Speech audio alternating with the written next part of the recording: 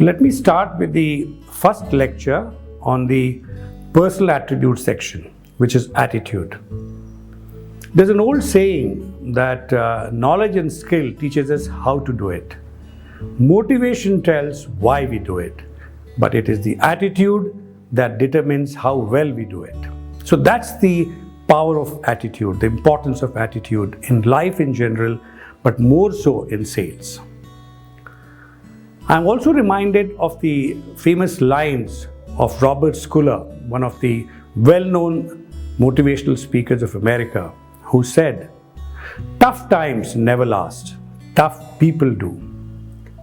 Now that's very relevant, especially in a sales job, because you will come across tough times, you will come across difficult times, trying times. So the toughness that you have from inside, the attitude that you maintain of positivity will actually tide you through all these difficult times. Positivity and a positive orientation of mind is extremely critical. Let me give you a real life example of one of the world's well-known salesperson, Shiv Khera. When Shiv started his career, he was into insurance product selling. And every day Shiv used to meet prospective customers, diligently work very hard. But will you believe that in spite of 90 days, he could not sell even one insurance product. It was on the 90th day that the first product was sold by him. He was about to lose his job. But the point I'm making is he never ever felt hopeless. Every day he used to go with a great amount of positivity.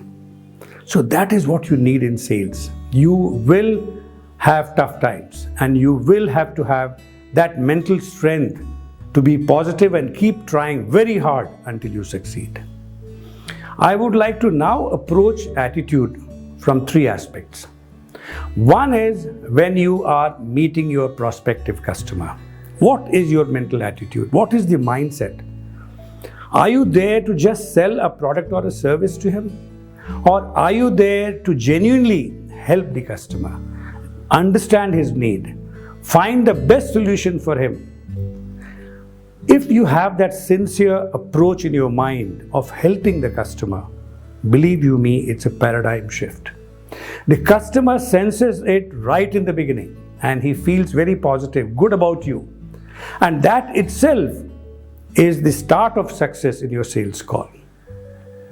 The second is the attitude when you are going through real challenging times. What I mean by that is when you are going through a little longer spell of poor performance and you're not successful. So many times you lose hope, but you have to have a positive attitude even then. Let me give you a real life example of my own life. Way back in 2005, I used to work for a national telecom company in India called Airtel. And we were based in Mumbai. And this was the month of July.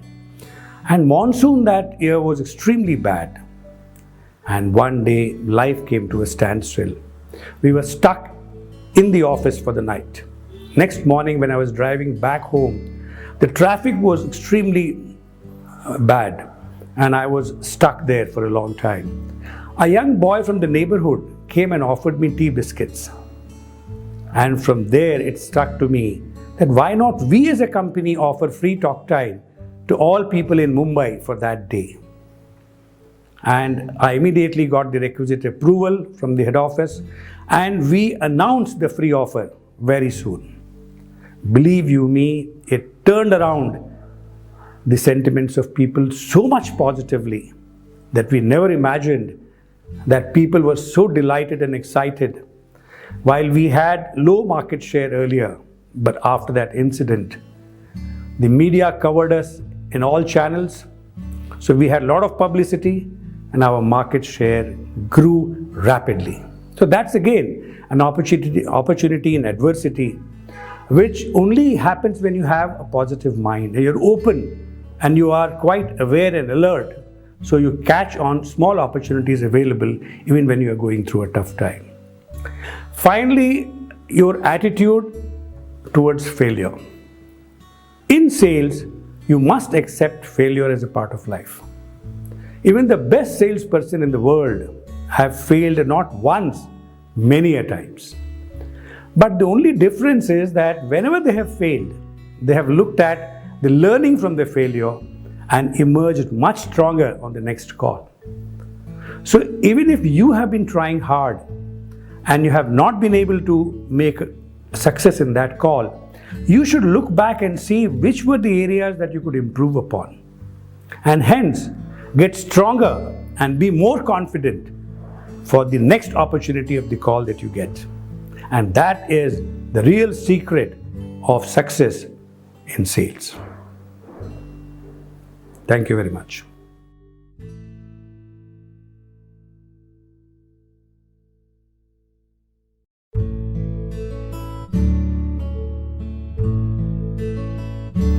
Let me now start with the second lecture, which is on patience and perseverance. To start with, let me share with you a very interesting experiment that was conducted by Walter Mischel way back in 1972.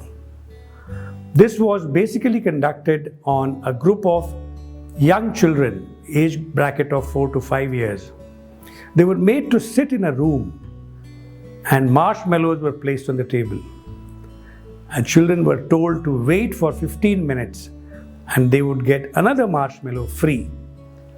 And when Walter returned after 15 minutes, what he found was there were only very few children who could actually wait, hold their temptation and not have their marshmallows. Now this experiment went on for the next 40 years. The same group of children were traced back time to time and they were checked on how they were progressing in life in various aspects. And the final findings were that those children who had deferred their gratification and waited for 15 minutes patiently were the ones who were more successful in life in every sphere, be it their personal life, be it their jobs, family. So the learning was that if you cultivate patience, you can do much better in life, and that applies very much to sales. Another interesting survey that was conducted across the world on salespeople to see how many attempts of sales call does actually impact the customer. And the finding was that on an average, minimum 5 calls or attempts were required to come into the consideration of the customer for buying a product or a service. But unfortunately, 80% of the salespeople, they give up even before the 5th attempt. So, it's very, you are almost at the point of inflection and you have given up. Just imagine, if you had pursued one more attempt, you would have succeeded. So that's the importance of patience and perseverance. Coming to another aspect of why patience is critical in sales, that in your sales career, you will come across situations, time, maybe because of pressure of targets or some other attraction of incentives. You may be tempted to take shortcuts in sales. Believe you me, the shortcuts never work. Because even if you try and conceal a few facts and sell a product to a customer, you may succeed then. You may not reveal the downside and you may still succeed for that call. But believe me, eventually in the market, people will be aware that you have not been sincere in your sales calls. And you will lose on your market credibility, your reputation in the market. So once you lose a sale, you can gain it back again. But if you lose your market credibility, believe you me, getting back is extremely difficult. So with my experience and learning, I would say that you should never ever attempt shortcuts in sales. Be always truthful, upfront, sincere, honest, and that will take you to greater heights of success in the long run. Thank you.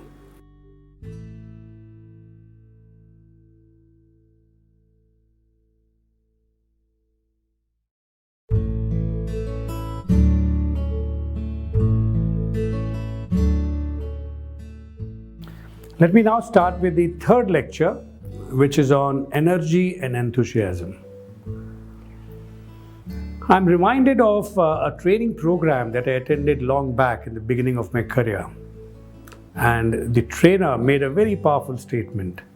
And he said that selling is nothing but the transfer of enthusiasm from the seller to the buyer. Now just think about it. I found this to be a very profound statement, and all across my career, this has actually been relevant and practical.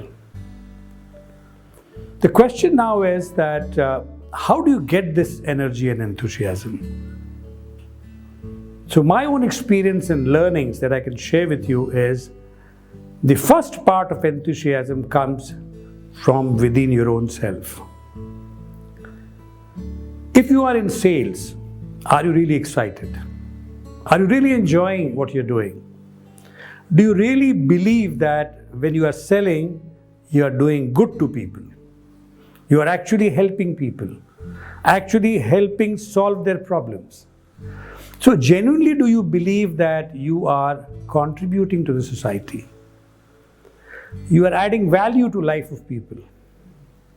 So if you really honestly believe that you are doing a great work in the society and adding value, you will feel good about your job.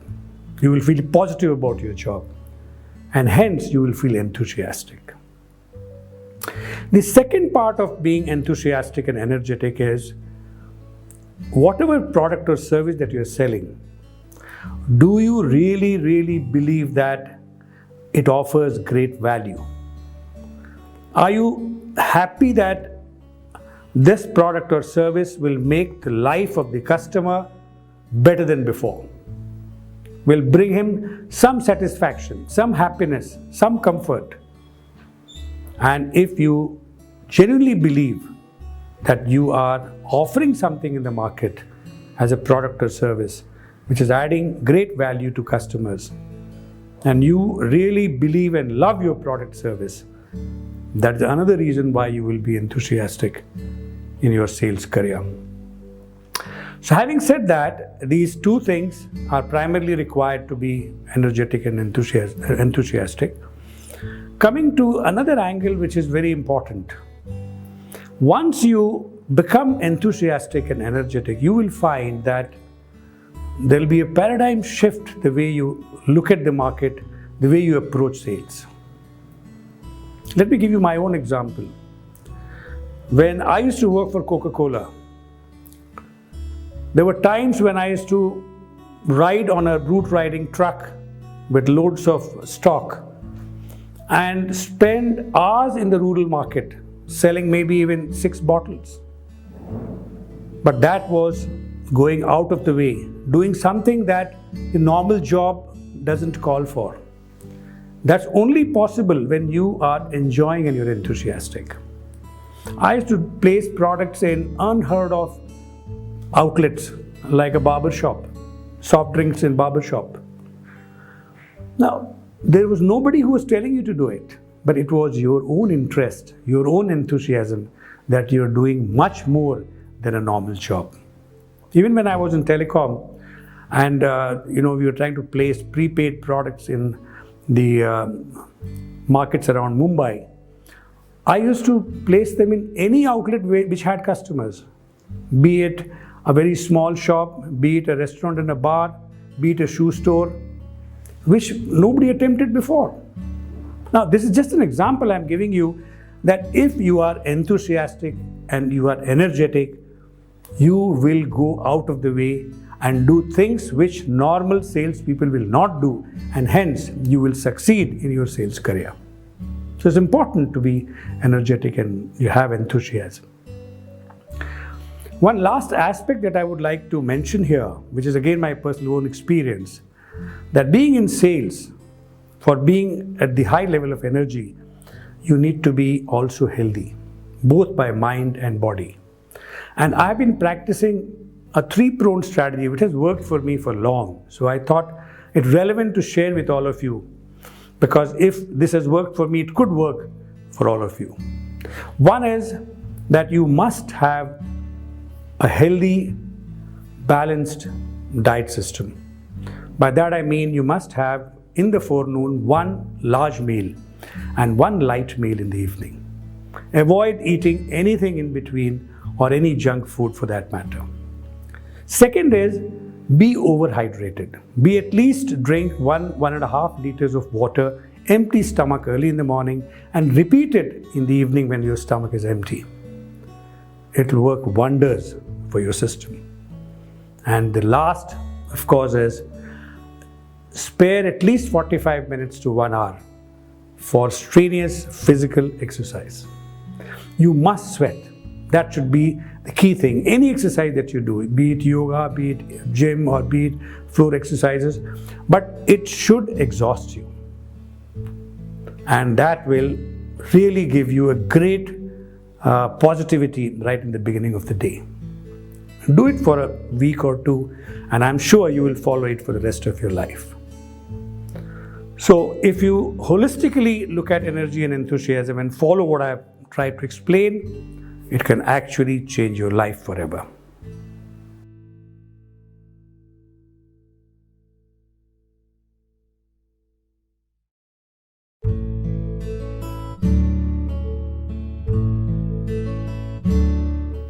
Let me start with the fourth lecture, which is on communication. Before I move on to the lecture, I would like all of you to imagine yourself being in a sales situation where you're trying to communicate with the customer. Now, what do you think is the importance of the non-verbal communication or the body language? What do you think is the contribution of body language to overall communication? Coming back to the lecture, communication is extremely critical in sales. Many a times, communication gets disrupted because of preconceived notions and perceptions. So one should be open in his mind and have clarity of thoughts when you're communicating. The second aspect, which many a times is neglected, is the importance of listening. The most professional salespeople, they follow a golden rule, which is they make the customer talk 90% and they do only 10% talking. So they're listening 90% of the time to the customer. So by asking some open-ended questions, you can actually get the customer to talk his heart out. He can explain all his needs, emotional needs, even the critical needs. So you will get all the cues to your sales only by being a good listener. A good listener is one who feels for the customer, who can even feel what the customer is feeling when he's saying something. So that makes him understand the customer completely. The other angle of communication is the non-verbal or the body language. Many a times we undermine the non-verbal or the body language. But even when you have met the customer and even not spoken to him, your communication has started. Which is your body language, which is your gestures, which is the confidence, the way you shake your hand, the way you establish eye contact, the way you give a smile, is all that creates a perception in the mind of the customer. And he creates a positive perception if your initial body language is positive. Let me give you a small example of the importance of body language. Way back when I was working for Lipton Tea and I was handling the eastern part of India and also the Andaman Nicobar Islands, a distributor's performance in Andaman actually got affected. And when I met him personally in Port Blair, his body language in the first 5 minutes was showing that he was not positive towards us or the company. And further probe, I learned that his old claim was not settled and hence his mind was not very positive or not favorable. After getting that claim settled, which was a very old claim, he really felt very nice and the faith and trust on the company was regained and actually he started performing again very well. So what I'm trying to highlight is the importance of body language. You have to be extremely observant. And similarly, the customer is also observant about your own body language. So you should practice with your friend or in front of mirror to see how your gestures are, how confident you are when you're presenting yourself. And also at times listen to a close friend of yours when he talks about a personal incident, and the emotion behind the incident should be understood by you. So I would say that on practice, you can further improve your communication skills and be more effective in your sales career. Thank you.